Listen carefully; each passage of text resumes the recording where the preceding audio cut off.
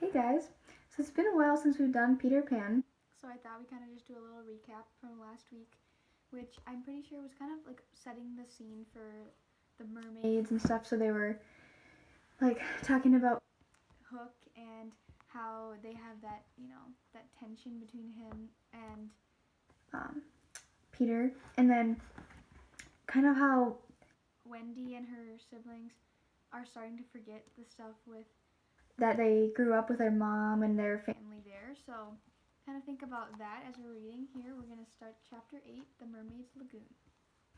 If you shut your eyes and are a lucky one, you may see at times a shapeless pool of lovely pale colors suspended in the darkness. Then, if you squeeze your eyes tighter, the pool begins to take shape, and the colors become so vivid that with another squeeze they must go on fire. But just before they go on fire, you see the lagoon. This is the nearest you ever get to it on the mainland. Just one heavenly moment. If there could be two moments, you might see the surf and hear the mermaids singing. The children often spent long summer days on this lagoon, swimming or floating most of the time, playing the mermaids' games in the waters, and so forth. You must not think from this that the mermaids were on friendly terms with them. On the contrary, it was among Wendy's lasting regrets that all the time she was on the island, she never had a civil word for one of them. When she stole softly to the edge of the lagoon, she might see them by the score, especially on the Marooners' Rock, where they loved to bask, combing out their hair in a lazy way that quite irritated her. Or she might even swim, on tiptoe as it were, to within a yard of them. But when they saw her and dived, probably splashing her with their tails, not by accident, but intentionally, they treated all the boys in the same way, except of course Peter, who chatted with them on Marooners' Rock by the hour, and sat on their tails when they got cheeky. He gave Wendy one of their combs. The most haunting time at which to see them is at the turn of the moon, when they utter strange wailing cries. But the lagoon is dangerous for mortals then, and until the evening of which we have now to tell, Wendy had never seen the lagoon by moonlight. Less from fear, for of course Peter would have accompanied her, then because she had strict rules about everyone being in bed by 7. She was often at the lagoon, however, on sunny days after rain, when the mermaids come up in extraordinary numbers to play with their bubbles. The bubbles of many colors, made in rainbow water, they treat as balls, hitting them gaily from one to another with their tails, and trying to keep them in the rainbow till they burst. The goals are at each end of the rainbow, and the keepers only are allowed to use their hands. Sometimes hundreds of mermaids will be playing in the lagoon at a time, and it is quite a pretty sight. But the moment the children tried to join in, they had to play by themselves, for the mermaids immediately disappeared.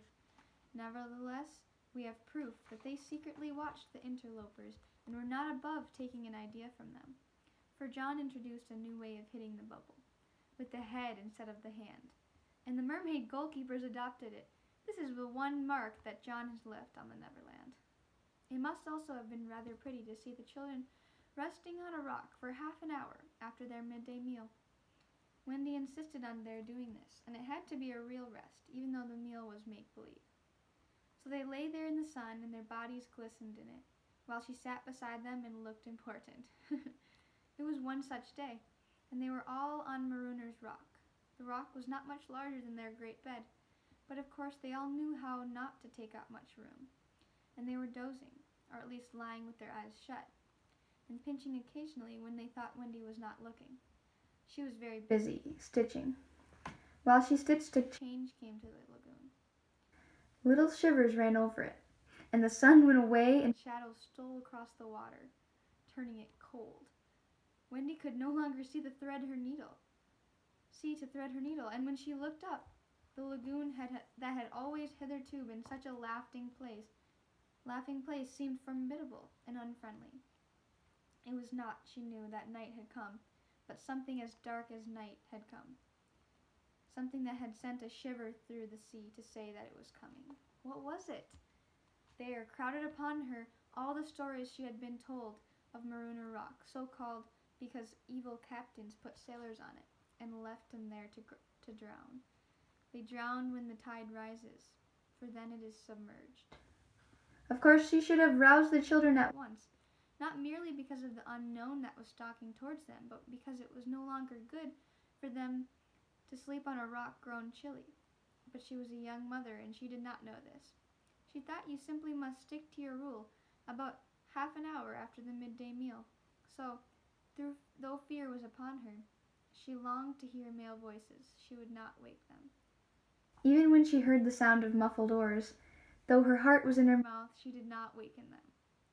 She stood over them to let them sleep. Was it not brave of Wendy? It was well for those boys that there was one among them who could sniff danger even in his sleep. Peter sprang abrupt, as wide awake as once as a dog, and with one warning cry he roused the others. He stood motionless, one hand to his ear. "Pirates!" he cried. The others came closer to him. A strange smile was playing about his face, and Wendy sighed and shuddered. While that smile was on his face, no one dared address him. All they could do was to stand ready to obey. The order came sharply and incisive. "Dive!" There was a gleam of legs, and instantly the lagoon seemed deserted. Marooner's Rock stood alone in the forbidding waters, as if it were itself marooned. The boat drew nearer. It was the pirate Dingy, with 3 figures in her, Smee and Starkey, and the third a captive, no other than Tiger Lily. Her hands and ankles were tied, and she knew that was to be her fate. She was to be left on the rock to perish, an end to one of her race more terrible than death by fire or torture. For it is not written in the book of the tribe that there is no path through water to the happy hunting ground. Yet her face was impassive. She was the daughter of a chief. She must die as a chief's daughter. It is enough. They had caught her boarding the pirate ship with a knife in her mouth. No watch was kept on the ship, it being Hook's boast that the wind of his name guarded the ship for a mile around. Now her fate would help to guard it also. One more whale would go the round in that wind by night. In the gloom that they brought with them, the 2 pirates did not see the rock till they crashed into it. "Luff, you lubber!" cried an Irish voice that was Smee's. "Here's the rock. Now then, what we have to do is to hoist the redskin onto it, and leave her down there to drown." It was the work of one brutal moment to land the beautiful girl on the rock. She was too proud to offer the vain resistance. Quite near the rock, but out of sight, 2 heads were bobbing up and down, Peter and Wendy's.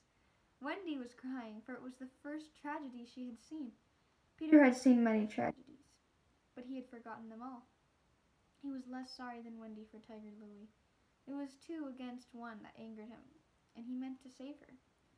An easy way would have been to wait until the pirates had gone, but he was never one to choose the easy way.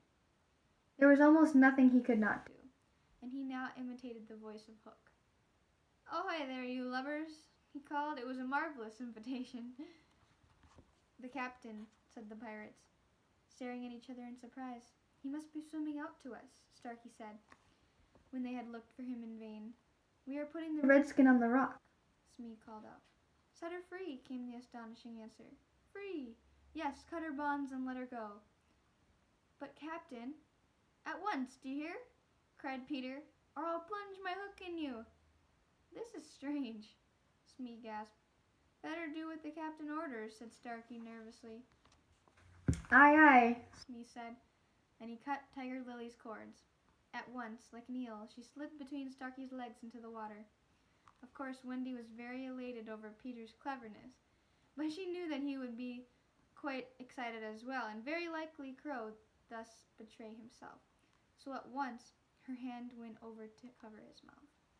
But it was stayed even in the act, for "Boat ahoy!" rang over the lagoon in Hook's voice, and this time it was not Peter who had spoken. Peter may have been about to crow, but his face puckered in a whistle of surprise instead. "Boat ahoy!" again came the cry. Now Wendy understood. The real Hook was also in the water. He was swimming to the boat, and as his men showed a light to guide him, he had soon reached them. In the light of the lantern, Wendy saw his hook grip the boat's side. She saw his evil, swarthy face as he rose, dripping from the water, and quaking, she would have liked to swim away, but Peter would not budge. He was tingling with life, and also top-heavy with conceit. "Am I not a wonder? Oh, I am a wonder!" he whispered to her, and though she thought so also, she was really glad for the sake of his reputation that no one heard him except herself. He sighed to hear her to listen. The two pirates were very curious to know what had brought their captain to them, but he sat with his head on his hook in a position of profound melancholy. Alright, so we're going to start for the first part here. I had a few questions here for you guys this week. So, what do you think how is Wendy's character changing, would you say? Like, think about how she was in the beginning, kind of like, fearful, a little bit tentative when Peter came to their window, and then think about how has she changed? Like, how has Neverland sort of brought her out to be like this different person, and how has Peter maybe influenced that? So, you guys can think about that this week, and let's talk about that in the next video.